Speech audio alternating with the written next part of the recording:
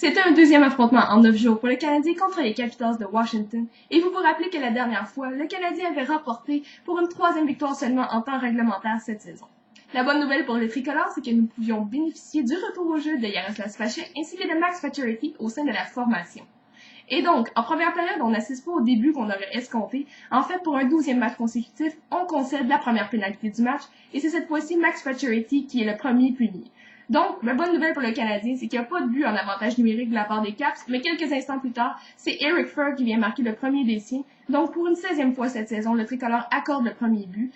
Mais c'est pas si mal parce que, encore pire après, c'est Alexander Ovechkin qui vient doubler l'avance des siens. En fait, il marque son 18e de la saison et donc c'est 2-0 après seulement 20 minutes de jeu. Quelque chose à remarquer en première période de très important, c'est que le Canadien a bénéficié d'un avantage numérique. Et puis donc, à la deuxième vague, qui on voit apparaître, eh bien c'est Kyle Chuchura lors des 30 dernières secondes qui est sur la patinoire lors de l'avantage numérique, lorsqu'on perd par 2 buts contre la meilleure équipe de l'Est. Alors, chose que je comprends absolument pas, une bulle au cerveau de la part de Jacques Martin, il faudra qu'il m'explique ça. Bref, en deuxième période, au moins le Canadien revient transformé de A à Z.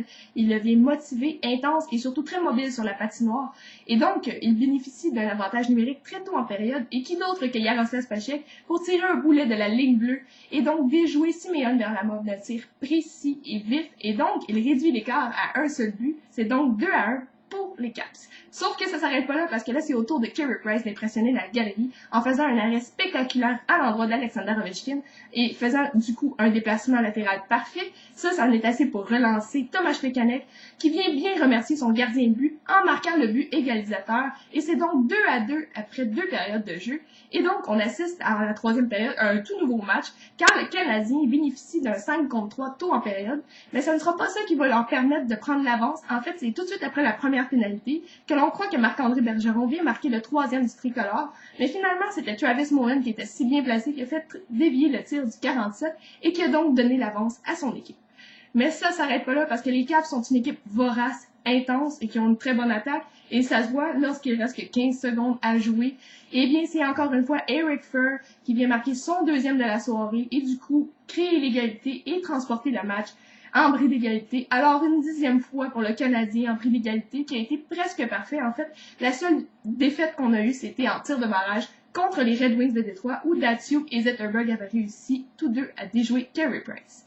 Eh bien, en prolongation, le Canadien s'accroche et on se transporte en tir de barrage. Mauvaise nouvelle, nous sommes blanchis. En fait, Camilleri, Lapierre et Plekanec s'en vont patiner coup sur coup, ne déjouent pas Simeon Varlamov et du côté de Bruce Boudreau, eh bien lui, il décide d'envoyer dans la mêlée Fleischmann, Ovechkin et Beckstrom, et c'est donc Beckstrom qui déjoue Carey Price. La marque finale est de 4-3, et le Canadien échappe une victoire, mais quand même va chercher un point assez important en fin de novembre comme ça.